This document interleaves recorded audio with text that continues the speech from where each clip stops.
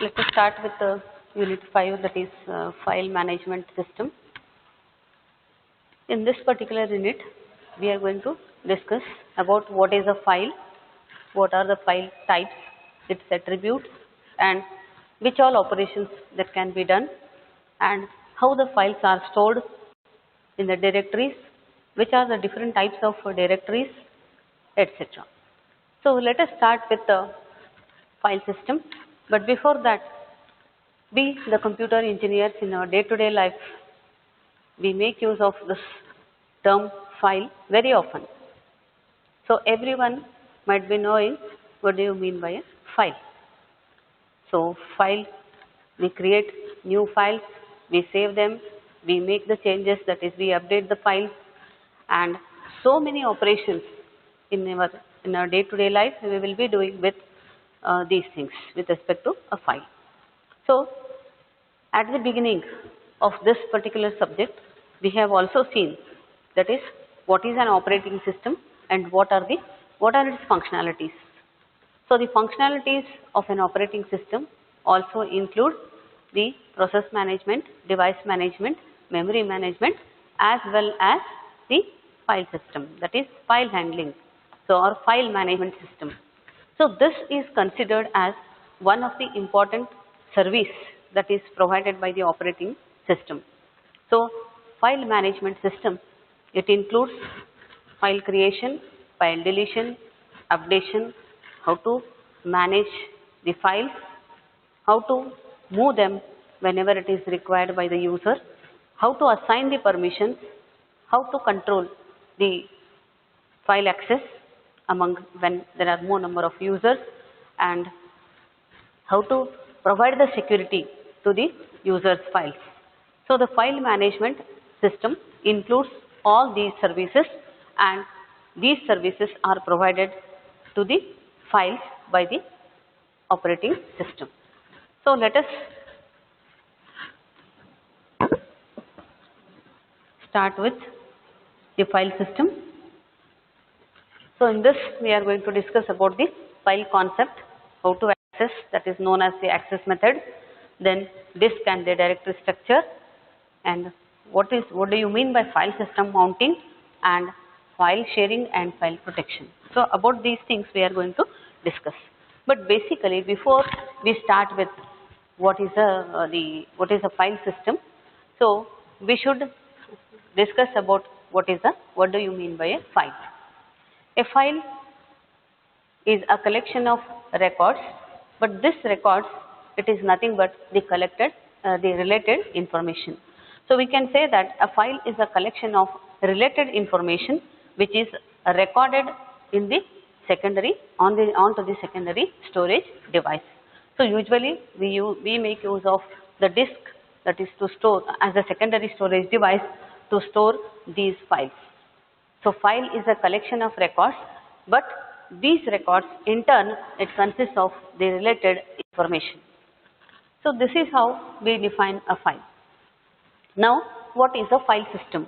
So file system, it consists of two parts basically, the collection of files and also the directory structure. It includes both, because in our day-to-day life we have seen that we make use of, or we find some hundreds to thousands or millions or billions of files in a computer, stored in a computer system. So if you store these files without the use of the directories, then it is very difficult to segregate those files whenever a user wants to access it. So that is why any file system, it consists of two things basically, the collection of files, and also it should have a directory structure. So a file system must include these two parts in order to make the access and the various operations easy on the stored files. Now let us see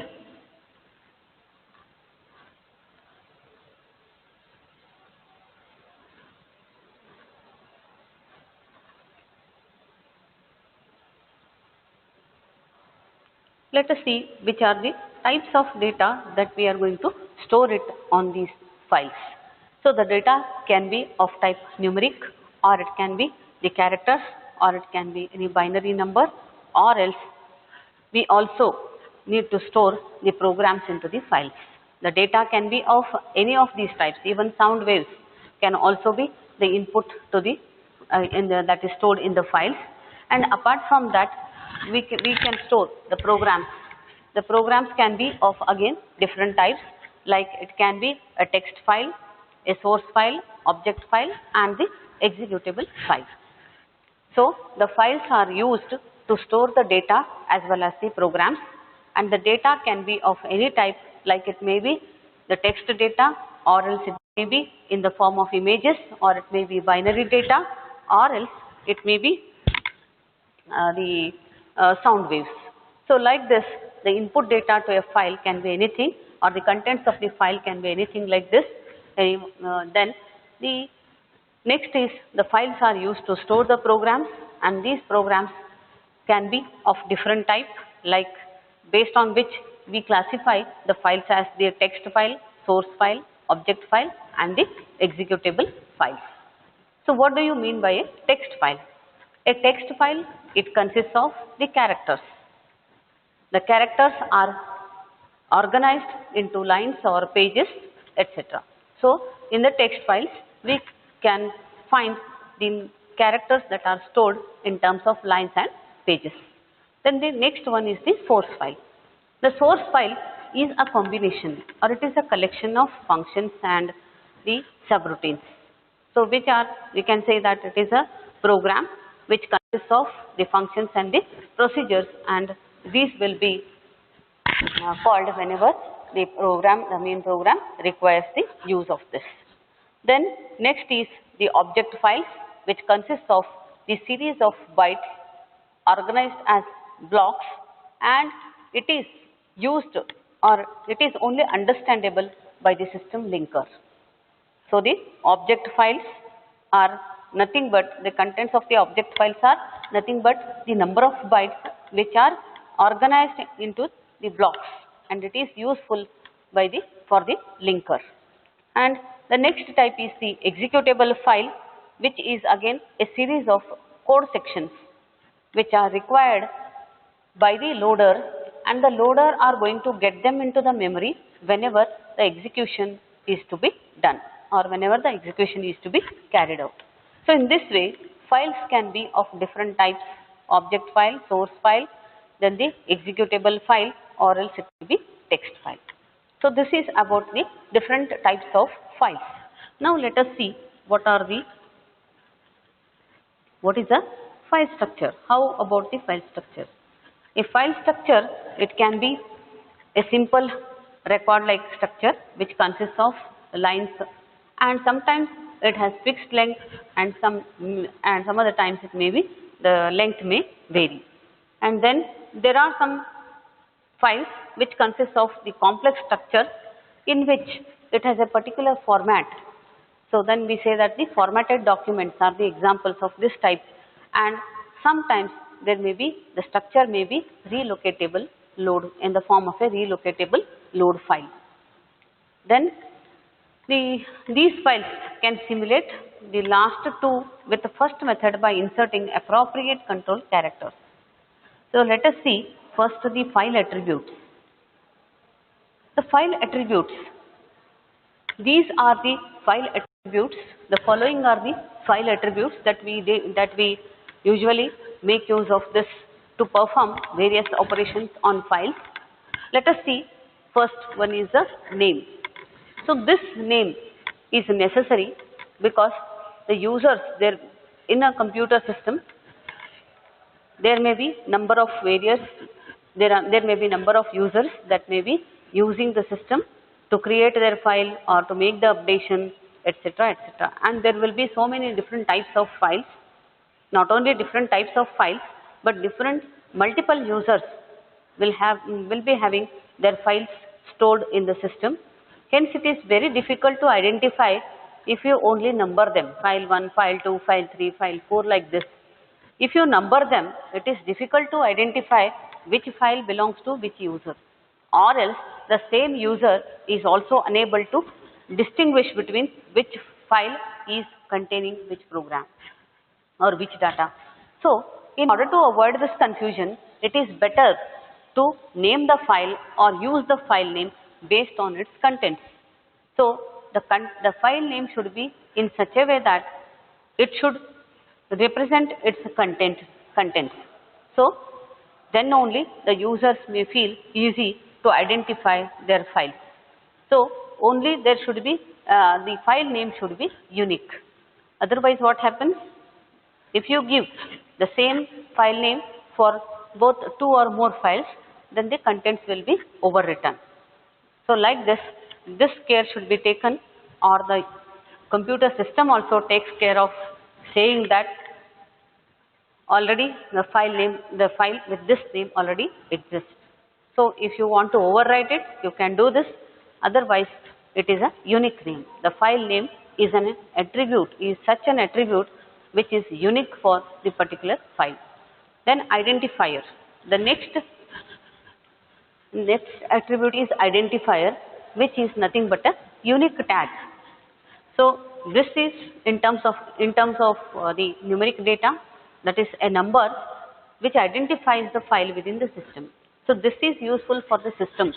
The system identifies each file, or it distinguishes each file based on this tag or the identifier. Then third attribute is called a type. It is again needed for the system to support different types. As I told you, there can be different file types, like it may be text file, object file, source file, executable file. So like that, there are different types of files. So in order to segregate them, or in order to distinguish them, the system should know what is its type.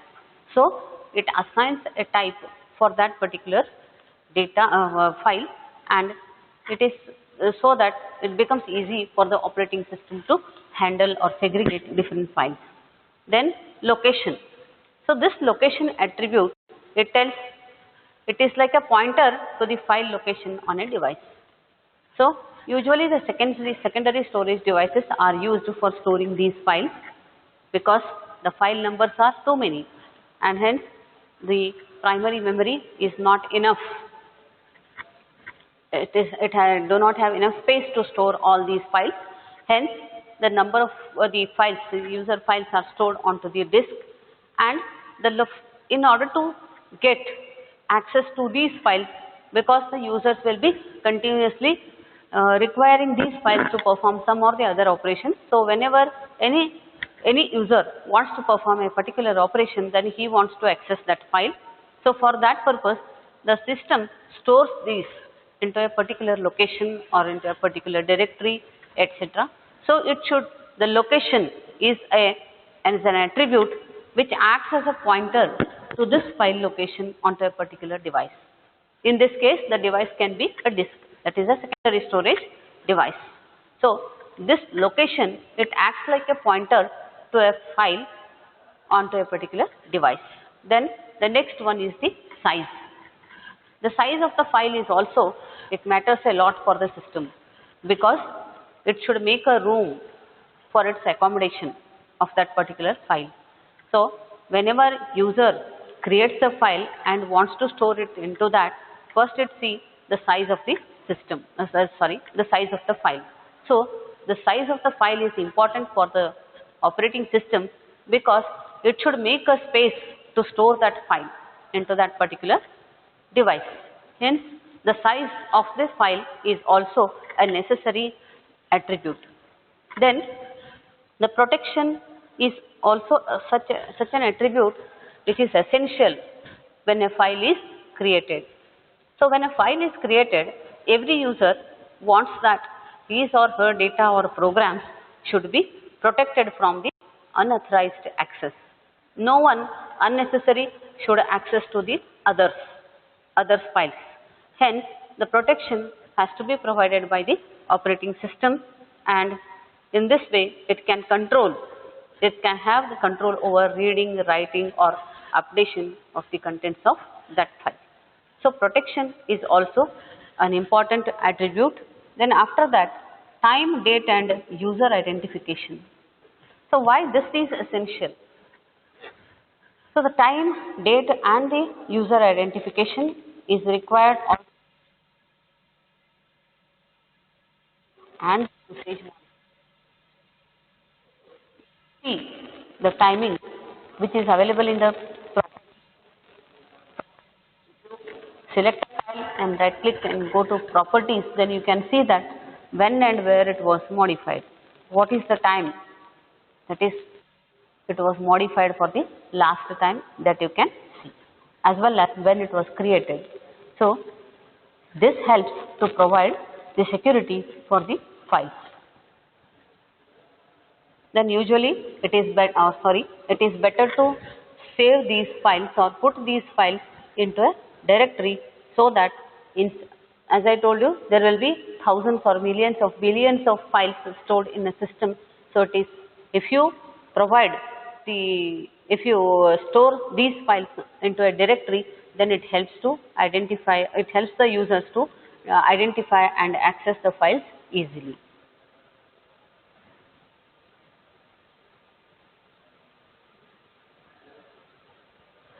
Now we will see what are the file operations.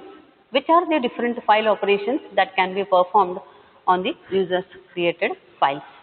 So basically, file, it is an abstract data type.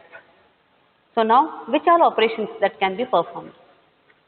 Before you start doing it, first file has to be created, and for that the system will find a space where it can be created, because the users are unaware of these complexities. Usually what we say, create this file, and in the IDEs what we do, go to file, click on new, then open. It will open for us. But behind that, what all things the operating system will take care of. So we are unaware, that is, the users are unaware of such complexities. So usually we say, whenever we want to open or create a file, we give the command to create a file, and the OS operating system, it creates for us. So now, first operation that we should perform is the create. We want to do is the create. So file creation. File creation, again, it is a two-step process. That is, first thing is, space in the file system should be found, and once the space is available, then an entry for the new file has to be done. So these are the two steps that the operating system does. It does these for us, or in this way, it is file creation. It has two steps. First, it should find a space. Otherwise, if there is no space, if there is no memory space available, then it is difficult to create a new file. Then it should deny. So once our create command is assigned to the operating system, it will first check for the space. Then if the space is only, it will make an entry for the new file in the directory. So in this way, create process or create operation, it is a two-step process. Then once we create that file, we store some contents into that. That is nothing but the writing. We want to perform the write operation. We want to store something into that. That is nothing but we are writing. We want to write something into that. Then how the writing is done? So from where it should start writing? So wherever the users specify. The users has to specify some location, and once that location is fixed, that is, we are going to click from where we want to start it. So once we click, then it assigns a write pointer. For writing, it makes use of a write pointer. Then from that location onwards, it starts typing the data or the program, whatever we enter, whatever we the users enter. So in this way, a write operation can be performed. And suppose if the file has already contents in it, if you want to read it, then you have to send a command that is for reading. So for reading also, it makes use of a read pointer. So read pointer from which location again? So that has to be specified by the user. So the read operation, it has a pointer and it starts from the location from where the users require this. Then reposition within a file. Suppose if you want to make some modification, updation, then in that case again select a particular location from where the repositioning has to be done, and sometimes after reading, writing or updation we want to delete a file. So if you delete a file, then select that file and delete it. Again here also, where the file that you want to delete is located in the directory, the operating system, it selects that file and then it deletes it. By deleting, it makes the space that is occupied by that particular file free. So that this free space can be assigned again to some more new files that have to be created. So in this way, by deleting the files, the space will be made free. The memory space that is occupied, this particular file will be made free. Then the next operation that can be done on the file is truncate. So truncate, it can, if you want to erase the contents of a file, you can erase it, but you are not deleting that file. Still the attributes of the file are remaining with it. So only the contents will be erased with the help of the truncate operation. The next, apart from these all operations, we can perform the read, the open and the close file operations also. If you want to open a file, then use this operation.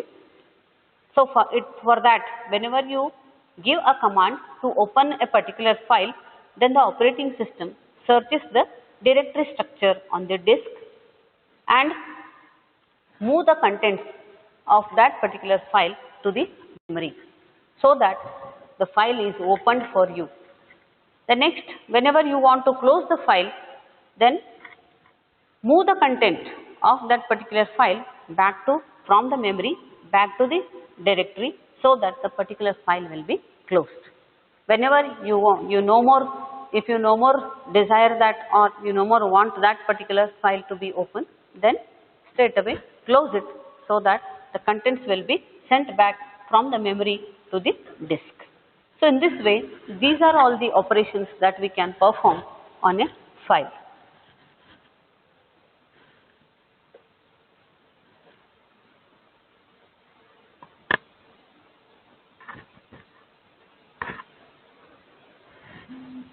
So whenever you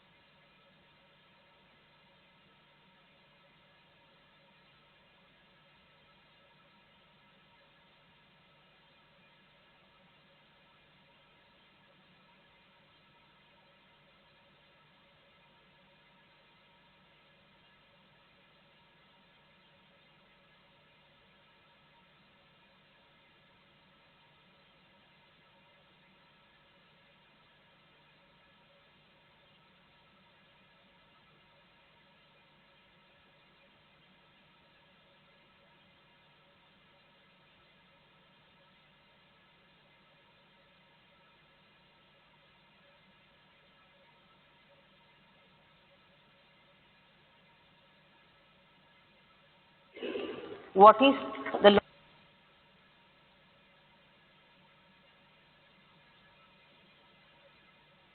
this is all the known as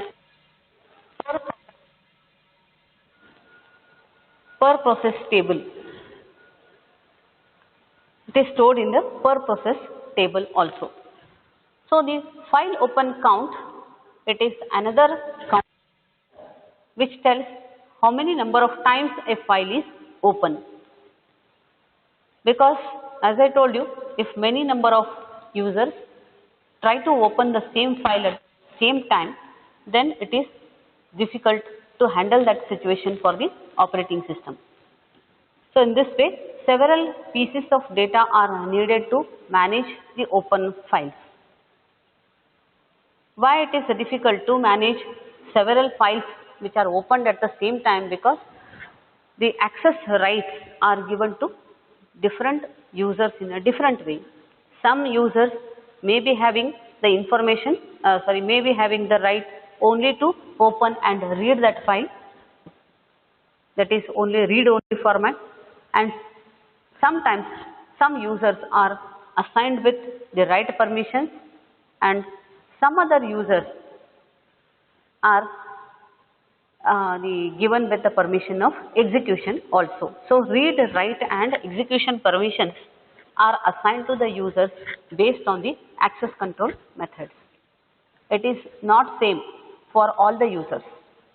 Some files can be only read only, some files can be write only, some files can be given with both read and write, and some other can be assigned with execution also.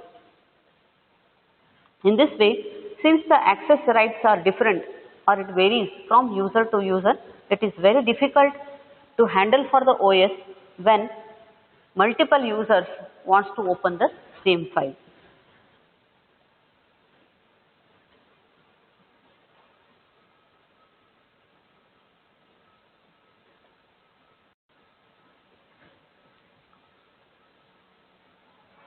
You can see when the files are stored, it asks for the extension because there are different files that we use in our day-to-day life. When we use the computer system, then there are different files, types of files, and each requires its own extension. So like this, there are various file types, executable file. They usually have the extension of .exe, .com, .bin or none. Sometimes it may be simply without having any of these. And the function of these executable files is they are ready to run on the machine. Then object files are having the extension of .obj or .o, and these are used for compiled machine language and not linked to anything. Then the next file type is source code, which are having different extension like C or CC or Java or PASS or ASM or E. So C programs have the extension of .c, then the Java programs have the .java extension, then the assembly type of programs have the extension of .asm, etc. Then batch files, they have the extension of .bat. So like that, various word processors, they have .text, .rtf, .doc, etc. Library files have the extension like .lib or .dll. Then print or preview, they have .ps, .jpg, pdf, etc. So these are different types of files and their extensions and their use. Now let us discuss with the file structure. This we have seen already.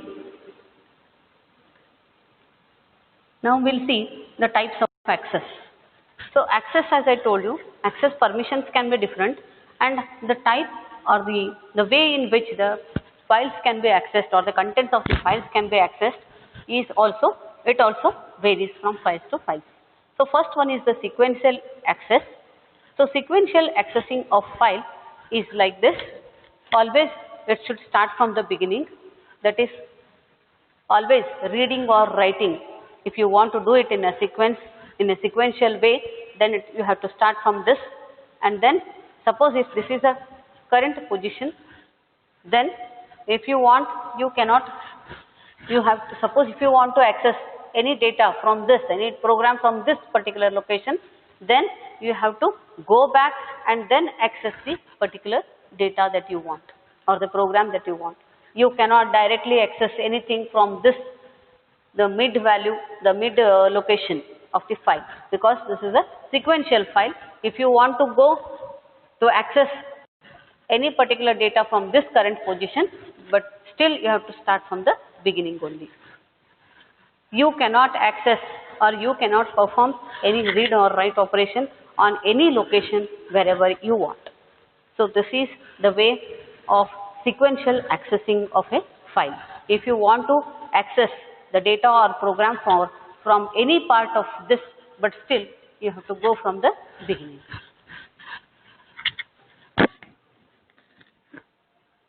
So we can say that the access methods are different, like sequential access, direct access and random access. So in sequential access, you can see if you can perform read, write or reset, everything, every operation is possible. But whenever you are going to perform sequential access, then it is you have to go in a sequential manner. That is read next. It indicates that suppose if you want to read the content from the third location, you have to cross 1 and 2. So read next, read next, read next, like that. You have to go on performing the accessing. And even if you want to write also in the same way, you have to go one by one. The location by location you have to do it. There is no other choice. Then once the writing is complete, again you cannot no read after last write. Then direct access is nothing but you can access directly. This file is a fixed this is a fixed length logical records, and read or write n or position to n, it means that you can perform any operation directly on that particular location where n indicates the number of block, relative block number.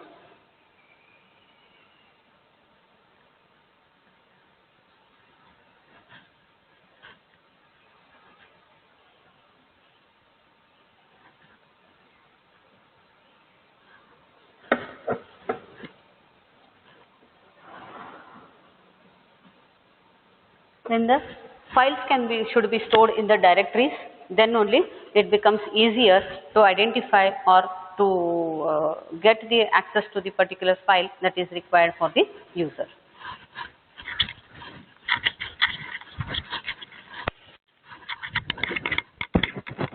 So this figure shows a collection of nodes containing the information about all files, but note that here there is a single directory. This is an example of a single level directory where all these files are stored into a single directory. The operations can be performed on all these files. Any operation like reading, writing, updation, deleting, every operation can be performed on these files, but all these files are stored on the single directory. So when there is a large number of files created by a single user, forget the multiple users, but a single user, when he wants to perform all these operations on different files, it is very difficult for that particular single user to identify or to get the access to this if he stores it in a single directory. So that is you can say the disadvantage. And this directory structure and also the files reside on the disk itself.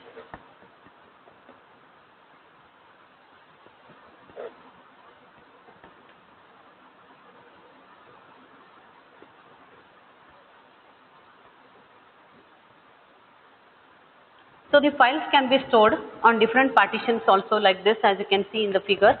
That is, there are three partitions, partition A, B and C. Partition on wherever wherever the space is free, the files can be, whichever partition is free, then the files can be stored onto these partitions. The files can be stored onto these partitions by the operating system.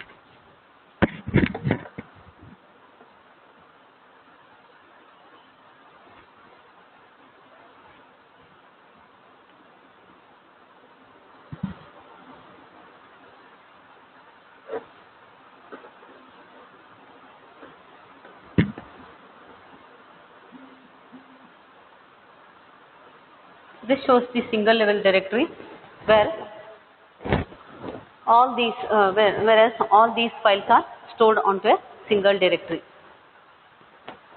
In this case, it becomes difficult for the user to identify his own file if it is stored onto a single directory. All the files, there are different types of files as we have studied. So all these files, different types of files are stored onto a single directory. In that case, it becomes quite difficult to identify where and which file type or a file of particular type where it is stored. And the problem is grouping problem, because if you create a two-level directory, then it becomes easy to segregate them. A file of a particular type, like for example object files, can be stored onto some other directory in the in a subdirectory in the main directory. Then the file types of source files, the the source files, all source files can be stored onto a subdirectory in the main directory. So like that, if he or she maintains a two-level, if he makes use of two-level the structure, directory structure, then it becomes easy to identify, or it becomes easy to easily access the required files. So naming is also a problem. How to name the files when there are different types of files, how to name them, and how to identify which file is this. And also grouping is a problem, because there are different types of files. If different files are stored onto the same directory, then segregating them or identifying them to access it becomes quite difficult. So naming and grouping are the problems associated with a single data structure, single level directory, and for that purpose two-level directories can be used, which solve this problem. Now you can see that there is a separate directory for each user: user 1, user 2, user 3, user 4. User 1 has created the user file directories. He has his own directory, and user 2 has created a different directory. User 3 has different, and user 4 has different. And you can see that there are different files which can be stored on these. There are number of files which can be stored onto this particular directory, and the user 2 has only 2. Now consider that now there are 4 users. They are storing it onto the two-level directories. They are storing their files on two-level directories, and instead, if the users make use of a single directory to store all these programs, then user 1 has 4, then user 4 has 4, user 2 has 2. But suppose when a user 2 wants to access a file from this directory, consider that this is a single level directory, then he has to search for all the files. In order to get access to his own file, he has to search all the files. So the searching time will also be increased in that case. So it is better to make use of two-level directory structures like this, which helps them. Means now user 1, if he wants to access to his file, he will search only in this directory. So this is an example of a two-level directory, because now user 1 do not search for his file in this directory, because the user 2 has created his separate directory. So this is an example of two-level directory, which helps the users to make the easy access of his file.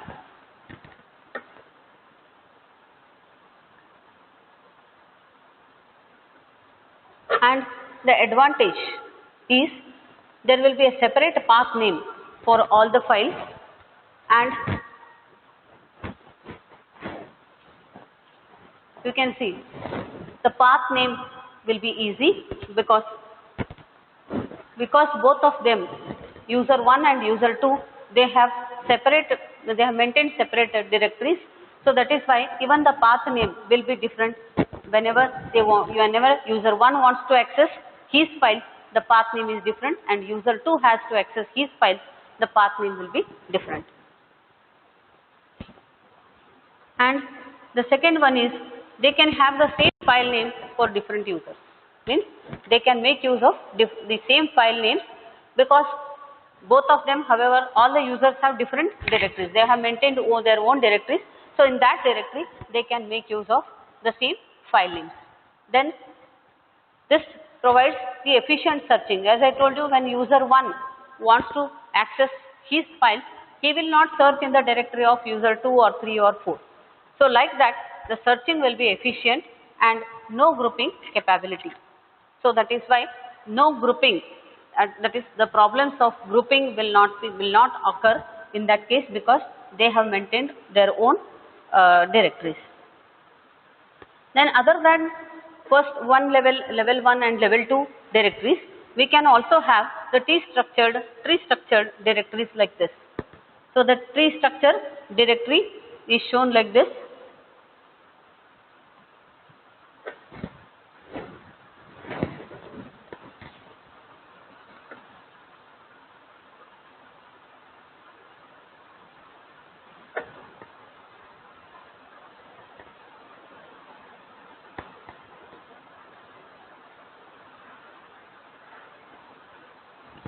So the root directory is divided into three.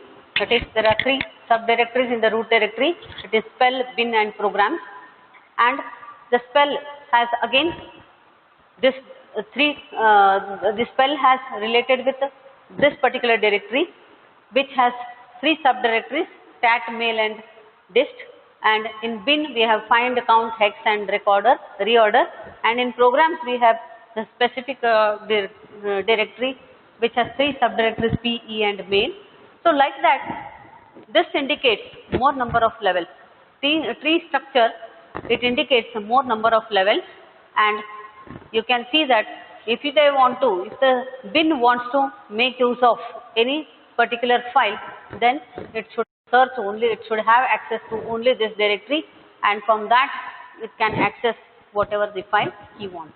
So this indicates a tree structure where the accessing of the particular files becomes easy.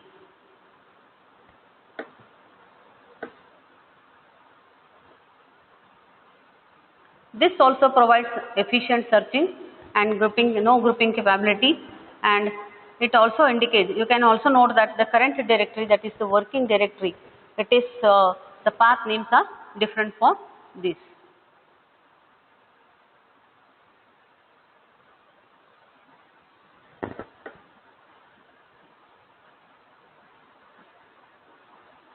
Now next is file system mounting. So what do you mean by mounting and unmounting?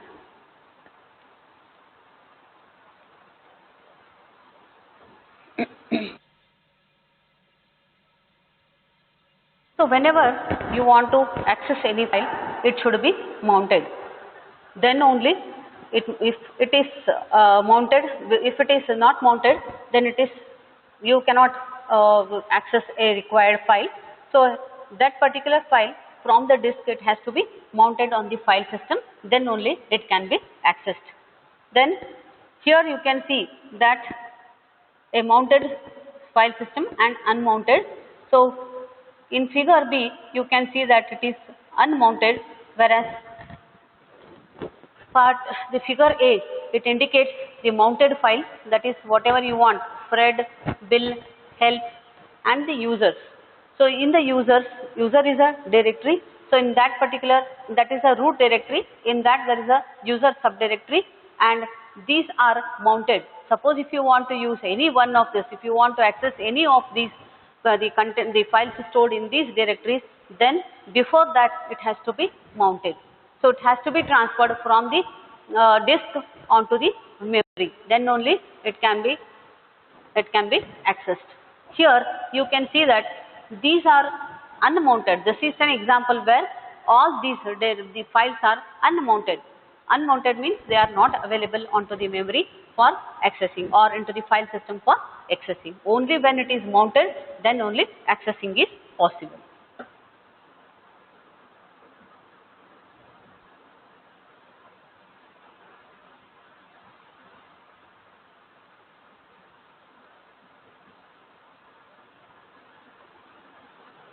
So usually the files are created by its creators or so-called owners. Then owners has to assign the permission. So what can be done, what operation can be done, and by whom. So this OS will know it once during the creation of the files. If you want, you can assign the permission. Once the permission is assigned, then the OS take care of providing the access to the various users depending on their permissions given. So types of access is read, write, execute, append, delete and list.